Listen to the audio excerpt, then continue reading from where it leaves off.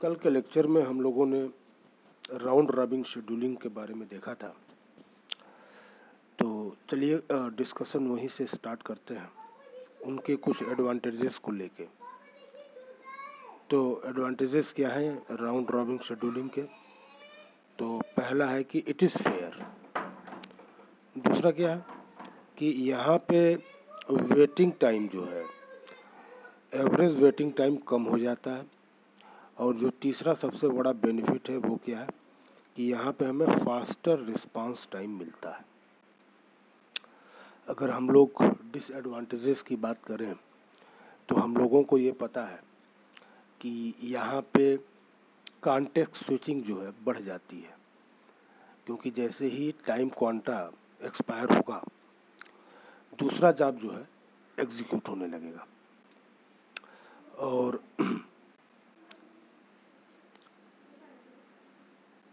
जब एक थोड़ा सा एनालिसिस करने वाला पार्ट है, आप लोग करके देखिएगा। High average waiting time when burst time have equal length, ये बड़ा इंपॉर्टेंट है। High average waiting time when burst time have equal length, ठीक है। ये डिसएडवांटेजेस में है। और एडवांटेज में हम लोगों ने इस बात को देखा कि लो एवरेज वेटिंग टाइम, ठीक है। तो ये थोड़ा सा एनालिसिस करने के लिए मैंने आप लोगों के ऊपर इसको छोड़ दिया है। अभी आप लोग इसको देखिएगा। अभी जो है हम लोग एक नया शेड्यूलिंग एल्गोरिदम देखेंगे जिसको हम लोग बोलते हैं मल्टी लेवल क्यू।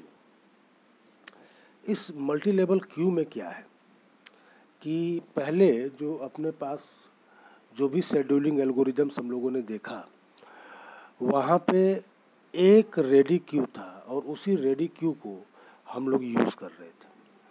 लेकिन मल्टी लेवल क्यू शेड्यूलिंग में क्या होगा कि अपने पास बहुत सारे क्यू होंगे, रेडी क्यू, बहुत सारे रेडी क्यू होंगे अपने पास, ठीक है। और हर रेडी क्यू जो है उसकी प्रायोरिटी सेट होगी। हर रेडी क्यू की क्या होगी? प्रायोरिटी सेट होगी। दूसरे शब्दों में कहें तो हर रेडी क्यू का अपना एक क्लास होगा। और जो शेड्यूलर है, scheduler picks the highest priority queue which has at least one ready process. तो यहाँ हम लोग हाई प्रायोरिटी से लो प्रायोरिटी की तरफ आएंगे, ठीक है। मजे की बात क्या है कि अलग अलग क्यू के लिए अलग अलग शेड्यूलिंग एल्गोरिदम भी होंगे। अब आपके सामने जो स्क्रीन दिख रही है वहाँ पे फोरग्राउंड प्रोसेस और बैकग्राउंड प्रोसेस की बात हुई है। फोरग्राउंड प्रोसेस किसको बोलते हैं? वो प्रोसेस जो हमको सामने दिखता है, और बैकग्राउंड प्रोसेस वो जो हमको नहीं दिखता है, ठीक है। तो यहाँ पे उन्होंने दिखाया है कि फोरग्राउंड प्रोसेस के लिए राउंड रॉबिन शेड्यूलिंग इस्तेमाल हो रही है और बैकग्राउंड प्रोसेस के लिए AFC/FS हो रहा है, ठीक है। तो यहाँ कोई ऐसी बात नहीं कही गई इस स्लाइड में जो मैंने आप लोगों को बताई नहीं। मैंने कहा कि अपने पास एक रेडी क्यू के बजाय अब अपने पास एक से ज़्यादा रेडी क्यू होंगे। हर रेडी क्यू का अपना एक प्रायोरिटी होगा और हर रेडी क्यू के लिए अपना एक शेड्यूलिंग एल्गोरिदम होगा। हम लोग हाईएस्ट प्रायोरिटी से लोवेस्ट प्रायोरिटी की तरफ आएंगे। तो जब हम बोल रहे हैं कि हाईएस्ट प्रायोरिटी से हम लोग लोवेस्ट प्रायोरिटी की तरफ आएंगे तो हम लोग बेसिकली एक क्यू से दूसरे क्यू पे ट्रांजिट कर रहे हैं, ठीक है। चलिए आगे एक डायग्राम दिखाते हैं आपको। ये देखिए अब यहाँ पे हम लोगों के सामने 5 क्यू जो है दिख रहा है। सबसे टॉप पे क्या है? हाईएस्ट प्रायोरिटी का है और सबसे नीचे क्या है? लोवेस्ट प्रायोरिटी है, ठीक है। तो लोवेस्ट प्रियॉरिटी में देख लीजिए, समझाने के लिए बताया गया है कि कोई स्टूडेंट के प्रोसेजेस है, उससे ज़्यादा प्रियॉरिटी किसकी है तो बैच प्रोसेजेस की है, उससे ज़्यादा किसकी है तो इंटरेक्टिव एडिटिंग प्रोसेजेस की है, उससे ज़्यादा किसकी है तो इंटरेक्टिव प्रोसेस की है, और सबसे ज़्यादा प्रियॉरिटी जो है वो सिस्टम प्रोसेजेस की है। तो अब जरा देखिए हम लोग कहाँ से किस क्यू से किस क्यू की तरफ आएंगे। तो we will move from highest priority queue to lowest priority queue. ठीक है, ऊपर के किसी भी क्यू में अगर एक जॉब है तो उसको एग्जीक्यूट कराने के बाद ही हम लोग नीचे आएंगे। ठीक है, दूसरी चीज़, हर क्यू के लिए अपना एक शेड्यूलिंग एल्गोरिदम होगा। ठीक है, हर क्यू के लिए अपने पास क्या होगा, शेड्यूलिंग एल्गोरिदम होगा। ठीक है, तो ये बताया गया मल्टी लेवल क्यू। ठीक है, अब कुछ चीज़ें जो है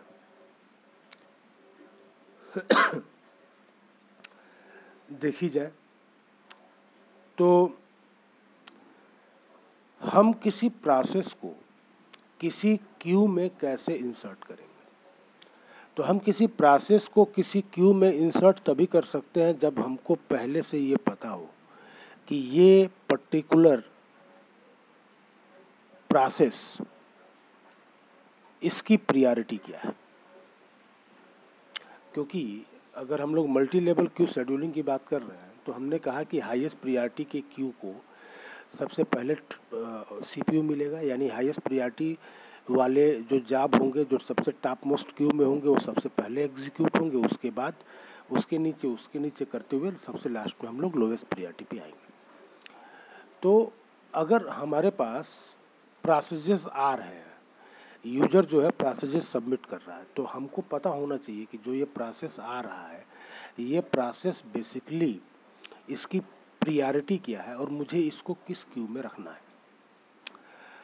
यहाँ दिक्कत क्या थी, दिक्कत ये थी कि हर यूजर चाहता था कि यार मेरा प्रोसेस जो है ना जल्दी से एग्जीक्यूट हो जाए, सबसे पहले एग्जीक्यूट हो जाए।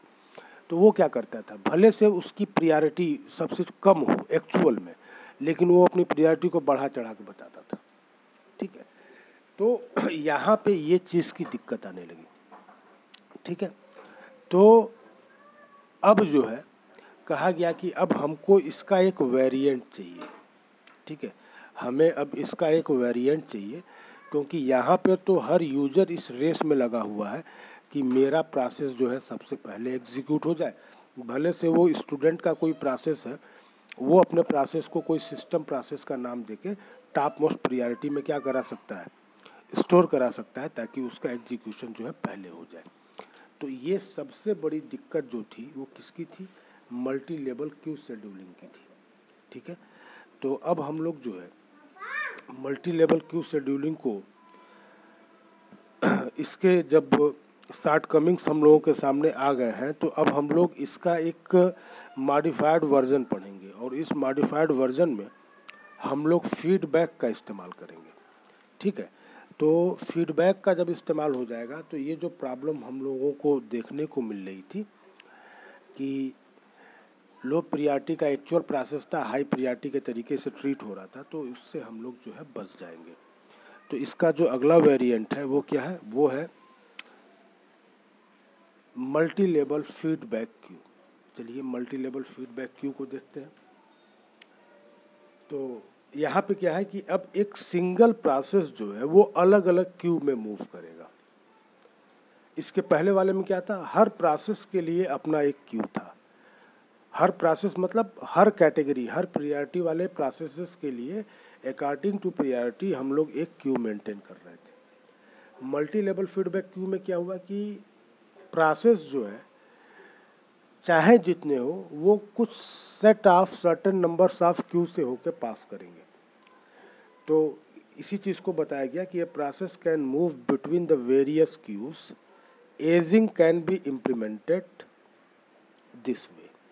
तो हम लोगों ने एजिंग को पढ़ा है। Ageing is a technique to increase priority of a process to overcome from the situation of starvation. अब multi level feedback queue scheduler defined by the following parameters. ठीक है, तो कौन कौन से ऐसे पैरामीटर्स हैं जो हमारे शेड्यूलर को प्रभावित करेंगे? तो number of queues, scheduling algorithm for each queue. देखिए यहाँ पर भी अलग अलग क्यू के लिए शेड्यूलिंग एल्गोरिदम अलग अलग है, बिल्कुल वैसे ही जैसे कि मल्टी लेवल क्यू में हुआ था। Method use to determine when to upgrade a process, कब किसी प्रोसेस को अपग्रेड करना है और कब डिग्रेड करना है या डिमोट करना है। तो अपग्रेडेशन और डिग्रेडेशन का मतलब सिर्फ और सिर्फ इतना है कि we are simply talking about changes in the priority. हम किसी प्रोसेस की प्रायोरिटी को बढ़ा रहे हैं या घटा रहे हैं।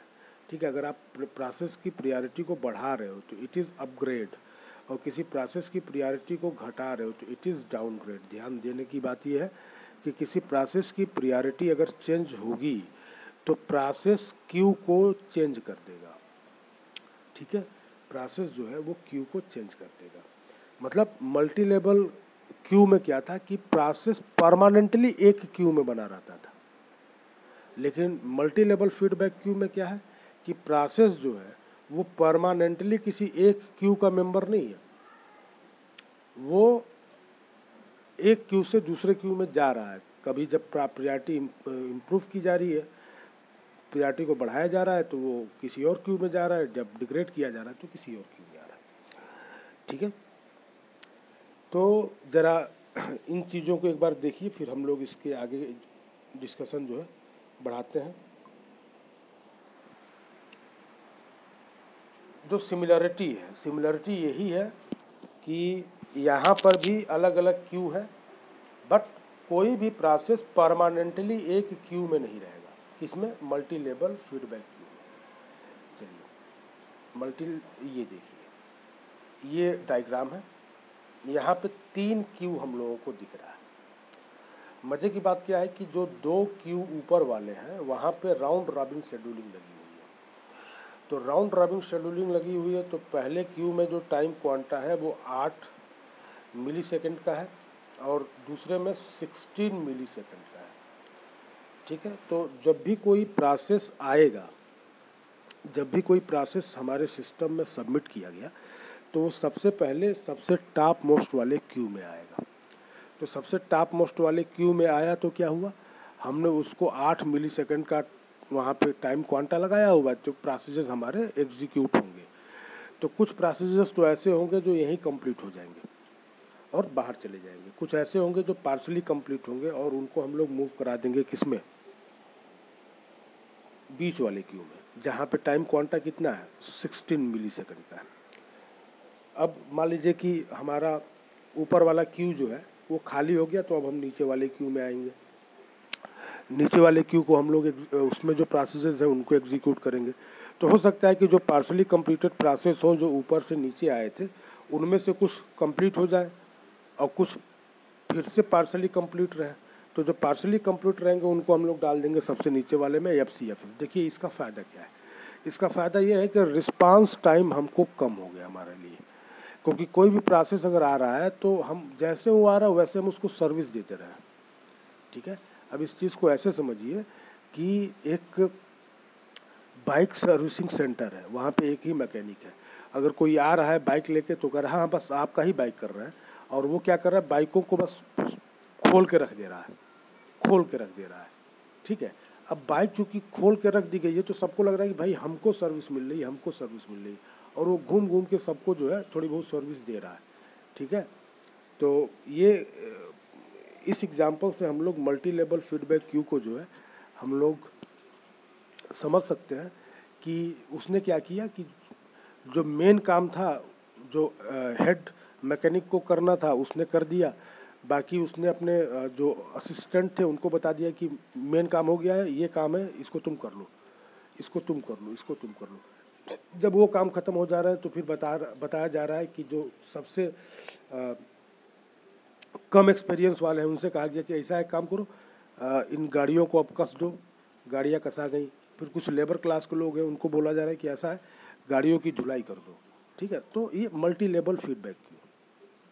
तो अगर इस एग्जाम्पल को देखो तो अगर हम लोग जैसे कार की सर्विसिंग के लिए लेके जा रहे हैं, तो कार की सर्विसिंग होगी तो जो पहले जो कोई लो एक्सपीरियंस वाला बंदा आएगा वो कार को खोलेगा, ठीक है। फिर हाई जो सबसे ज़्यादा स्किल मैकेनिक होगा वो आएगा, कार में असली जो प्रॉब्लम होगी उसको सॉल्व करेगा, फिर सॉल्व करके दूसरे कार पे लग जाएगा। अब जो पहली वाली कार थी उसको बांधा जाएगा, ठीक है, फिर उसकी धुलाई होगी, फिर उसकी पॉलिशिंग होगी, ऐसे। तो मल्टी लेवल फीडबैक क्यू का ये कंसेप्ट है, ठीक है। फ़ायदा क्या है? फ़ायदा ये है कि प्रोसेस को रिस्पांस टाइम जो है कम हो जाएगा। क्यों? क्योंकि जैसे कोई प्रोसेस आएगा उसको हम लोग तुरंत टॉप मोस्ट क्यू में रखेंगे और उसको एग्जीक्यूट करा देंगे। अब मैं कुछ बातें इसके बारे में बोल रहा हूँ तो वो नोट करने लायक है। Processes are dynamically moved between priority classes based on its CPU and IO activity.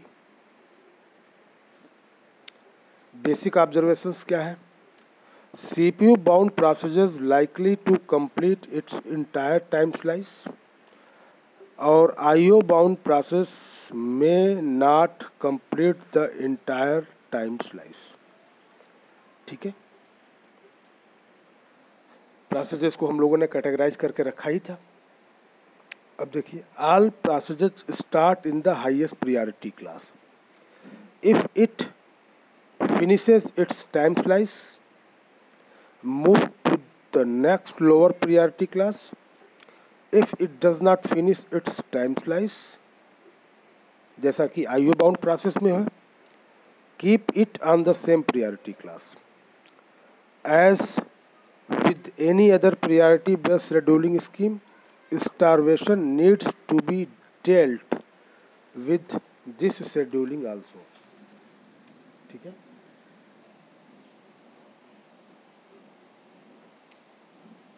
तो ये बात रही किसकी? मल्टी लेवल फीडबैक क्यू की। यहाँ पे देखिए वही बात जो डायग्राम में था उसी को दिखाया गया है। देखिए इसको,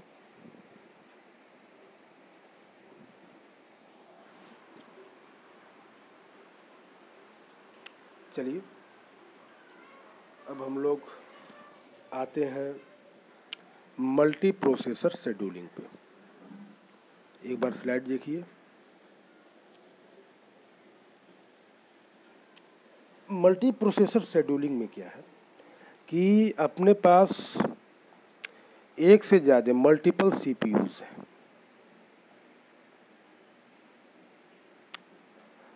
और हम लोग ये कह के चल रहे हैं, मान के चल रहे हैं कि प्रोसेसर्स जो है वो होमोजीनियस है।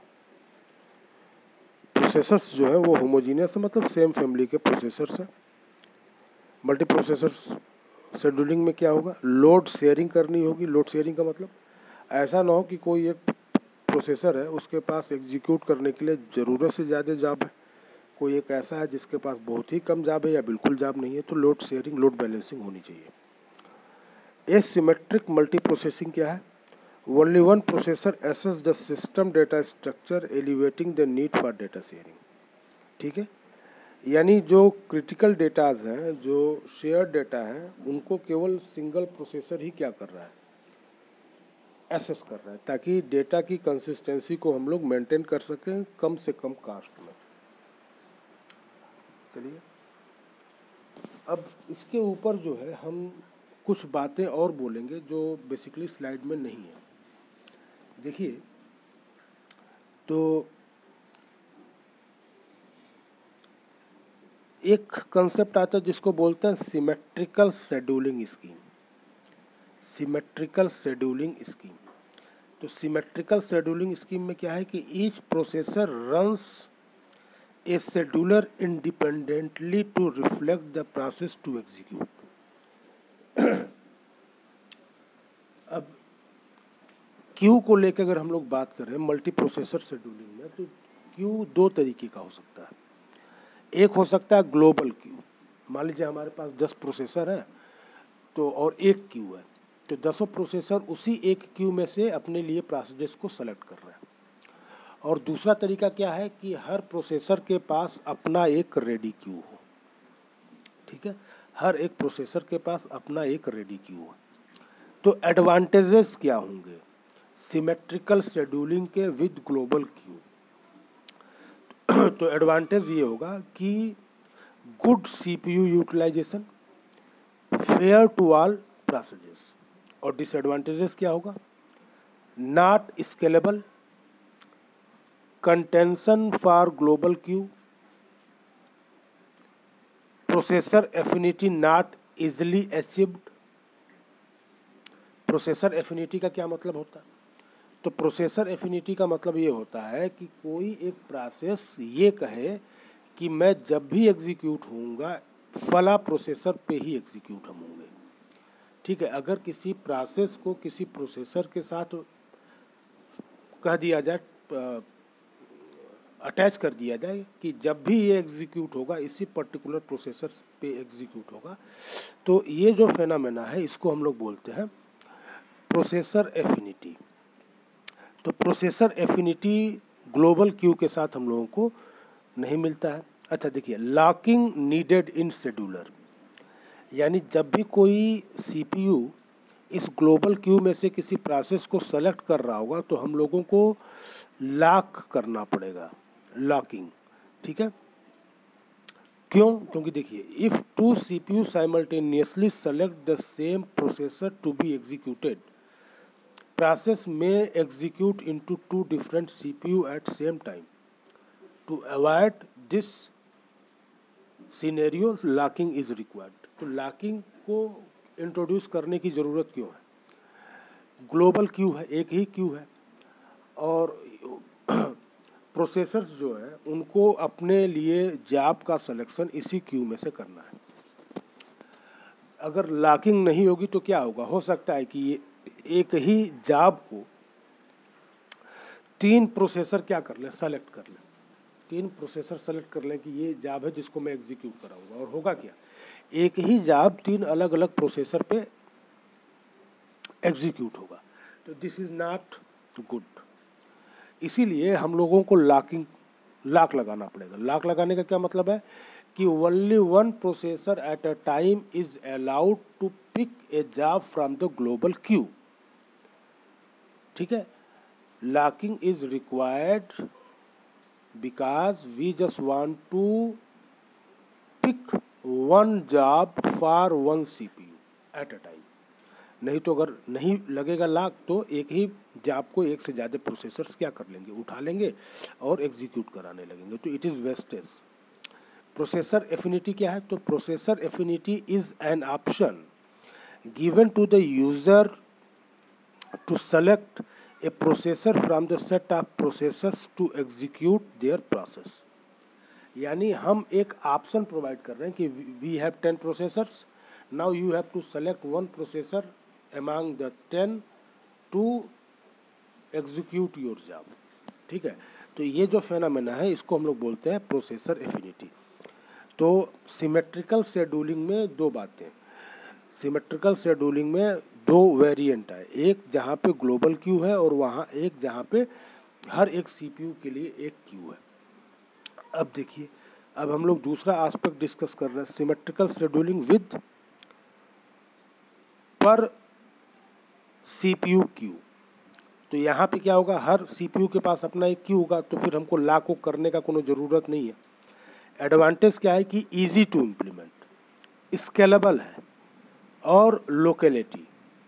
डिसएडवांटेजेस क्या है कि लोड इम्बैलेंस हो सकता है कि किसी प्रोसेसर के रेडी क्यू में नंबर ऑफ जॉब की संख्या ज़रूरत से कम हो, किसी में ज़रूरत से ज़्यादा हो। ठीक है, तो ये एक अप्रोच रहा। फिर एक अप्रोच आता है जिसको हम लोग बोलते हैं हाइब्रिड अप्रोच। ठीक है, तो हाइब्रिड अप्रोच में क्या है, तो it uses both local and global queue. ठीक है, अब इस अप्रोच में क्या होगा कि एक लोकल क्यू होगा, एक ग्लोबल क्यू होगा। ठीक है, देखिए, एक ग्लोबल, जब भी कोई जॉब आएगा तो वो ग्लोबल क्यू में आएगा। ग्लोबल क्यू से जॉब को हम लोग क्या करेंगे, सीपीयू के लोकल रेडी क्यू में लेके आएंगे। इसीलिए कहा गया कि it uses both local and global queues. Load balancing across queues are feasible. अगर किसी प्रोसेसर के रेडी क्यू में ज़रूरत से ज़्यादा जाप है तो उस जाप को हम लोग दूसरे सीपीयू के रेडी क्यू में ट्रांसफ़र कर लेते हैं। और ये जो हाइब्रिड अप्रोच है ये लिनक्स 2.6 और ऑनवर्ड्स ये चला आ रहा है। तो लोड बैलेंसिंग के लिए अपने पास दो अप्रोचेस हैं। पहला अप्रोच जो है वो है पुश माइग्रेशन। पुश माइग्रेशन में क्या है कि a special task periodically monitors load of all processor and redistributes work when it finds imbalance। Push migration यानी एक डेडिकेटेड प्रोसेस है जो हमारे सारे प्रोसेसर्स की निगरानी कर रहा है, ठीक है, और देख रहा है कि अगर कोई ऐसा प्रोसेसर है जिसके पास काम कुछ कम है, ठीक है, लोड इम्बैलेंस हो रहा है, तो जिसके पास कम काम है उसको नया काम दे देना, जिसके पास ज़्यादा काम है उसके काम को दूसरे जगह पर ट्रांसफ़र कर देना। और दूसरा अप्रोच है जिसको बोलते हैं पुल माइग्रेशन। तो पुल माइग्रेशन में क्या है कि ideal processors pull a waiting task from busy processor. तो इस अप्रोच में कहा गया कि अब जो प्रोसेसर्स हैं जो आइडल स्टेट में है वो क्या करेंगे, वो बिजी प्रोसेसर से टास्क को फेच करेंगे एग्जीक्यूट कराने के लिए। तो प्रोसेस माइग्रेशन जो लोड बैलेंसिंग के लिए यूज़ हो रहा है, इट इज़ एक्सपेंसिव टास्क। क्यों एक्सपेंसिव है? क्योंकि it requires all memories to be repopulated, ठीक है। तो लोड बैलेंसिंग के लिए हम लोग जो प्रोसेस माइग्रेशन करा रहे हैं वो प्रोसेस माइग्रेशन जो है लोड बैलेंसिंग के लिए तो बहुत ही बढ़िया है, लेकिन ध्यान क्या देना है, ध्यान ये देना है कि जब किसी प्रोसेस को आप माइग्रेट कराओगे ना तो उसका एड्रेस स्पेस आपको दोबारा एक जगह से कॉपी करना होगा, दूसरे जगह पर लाके उसको दोबारा क्रिएट करना होगा। तो it is very time taking process, ठीक है। तो मल्टी प्रोसेसर शेड्यूलिंग में इतनी सारी बातें नहीं। अब देखिए एक कंसेप्ट आता है जिसको बोलते हैं real time scheduling. Real time scheduling में क्या है कि हम लोग किसी जॉब को एग्जीक्यूट कराने जा रहे हैं तो हमको ये बताना है कि भाई साहब I just want to execute my job at this time and I just want the output at this time. तो आउटपुट हमको कब मिलेगा ये बाउंडेड है। तो इसको बोल दिया गया कि जहाँ पे एकदम फिक्स्ड है, रिजिड डिसीजन है कि मुझे आउटपुट इसी टाइम पे चाहिए, तो इसको बोलेंगे real time, hard real time scheduling. और सॉफ्ट में क्या होगा कि थोड़ा सा रिलैक्सेशन मिलेगा कि थोड़ा पहले या थोड़ा बाद में हो सकता है। इसको बोलते हैं सॉफ्ट रियल टाइम कंप्यूटिंग। अब जो है बात आती है थ्रेड शेड्यूलिंग की। तो याद करो कि मैंने कहा था कि वो पॉइंट जहाँ पे कर्नल थ्रेड और यूज़र थ्रेड की मैपिंग हो रही है, तो वो बेसिकली ELWP को डिफाइन कर रहा है, लाइट वेट प्रोसेसर को। तो कर्नल को इस बात से लेना देना नहीं है कि हमारे प्रोसेस में कितने थ्रेड हैं, ठीक है, हमारे प्रोसेस में कितने थ्रेड हैं उससे कोई मतलब नहीं है। जैसे जो एग्जांपल मैंने लिया था कि 4 प्रोसेसेस हैं, 10 थ्रेड हैं हर प्रोसेस में और हर प्रोसेस को 10 मिलीसेकंड का टाइम दिया जा रहा है। तो अब जो प्रोसेसर ELWP है, ठीक है, वो क्या करेगा कि जो 10 मिलीसेकंड का टाइम मिला हुआ है ना किसको, प्रोसेस को, उस 10 मिलीसेकंड के टाइम को वो 10 थ्रेड में किस तरीके से बांटता है, ये उसकी प्रॉब्लम है, ठीक है। तो इन इश्यूज़ के बारे में भी हम लोग चर्चा करेंगे, ठीक है।